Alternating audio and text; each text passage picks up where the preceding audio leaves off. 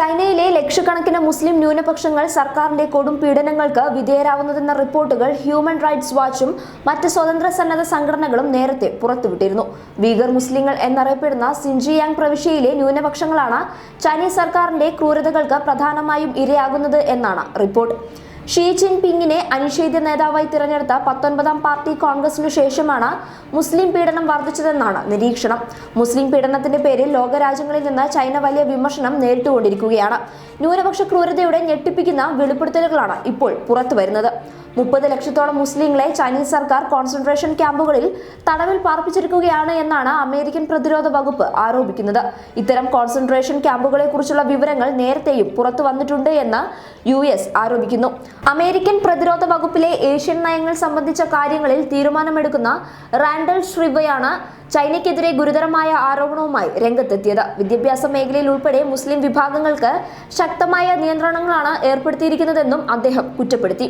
ചൈനയിലെ വൊക്കേഷണൽ വിദ്യാഭ്യാസ പരിശീലന കേന്ദ്രങ്ങൾ മുസ്ലിം തീവ്രവാദം ഉയർത്തുന്ന ഭീഷണി മറികടക്കുന്നതിന് വേണ്ടി സർക്കാരിന്റെ കടുത്ത നിയന്ത്രണങ്ങൾക്കുള്ളിൽ നിന്നാണ് പ്രവർത്തിക്കുന്നതെന്നും റാൻഡ്രൽ കുറ്റപ്പെടുത്തി.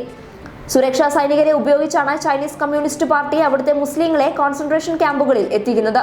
നാസി ജർമ്മനിക്ക് തുല്യമാണ് ചൈനയിലെ കാര്യങ്ങളെന്നും അമേരിക്കൻ ഉദ്യോഗസ്ഥർ വിമർശിക്കുന്നു.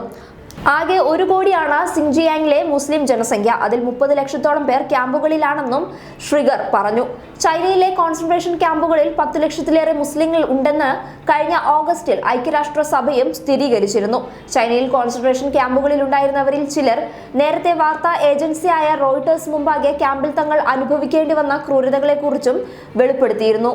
മുസ്ലിം ന്യൂനപക്ഷങ്ങൾ കൂടുതലുള്ള സിൻജിയാങ്ങിലാണ് ചൈനീസ് സർക്കാർ കടുത്ത നിയന്ത്രണങ്ങൾ ഏർപ്പെടുത്തിയിരിക്കുന്നത്.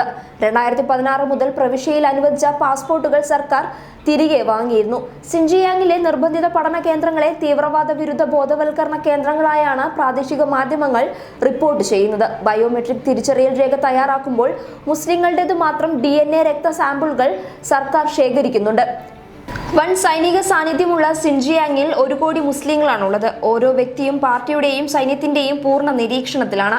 ഇത്തരം നിയന്ത്രണങ്ങൾക്ക് പിന്നാലെ ഈ വർഷം ആദ്യം ഇസ്ലാം മതത്തെ തദ്ദേശവൽക്കരിക്കുന്ന നിയമവും ചൈന പാസാക്കിയിരുന്നു. പുതിയ നിയമപ്രകാരം സോഷ്യലിസത്തോട് ചേർന്നു പോകുന്ന തരത്തിൽ ഇസ്ലാമിക നിയമ സംഹിതകളെ മാറ്റിയെഴുതാൻ സർക്കാരിന് അധികാരമുണ്ടാകും. രാജ്യത്തെ 8 ഇസ്ലാമിക സംഘടനകളുമായി ആലോചിച്ച ശേഷമാണ് നിയമനിർമ്മാണത്തിലേക്ക് നീങ്ങിയതെന്നായിരുന്നു ഔദ്യോഗിക വിശദീകരണം. മതപണ്ഡിതന്മാർ തീരുമാനത്തെ അനുകൂലിച്ചു എന്ന് ഭരണകൂടം അവകാശപ്പെടുന്നു. എന്നാൽ ആരോടാണ് കൂടിയാലോചിച്ചതെന്ന് സർക്കാർ വ്യക്തമാക്കിയിട്ടില്ല. നമസ്കാരം നിർവഹിക്കുന്നതിനും വ്രതം അനുഷ്ഠിക്കുന്നതിനും ഹിജാബ് ധരിക്കുന്നതിനുമെല്ലാം രാജ്യത്തിന്റെ പല ഭാഗങ്ങളിലും ഇപ്പോൾ തന്നെ നിയന്ത്രണങ്ങളുണ്ട്.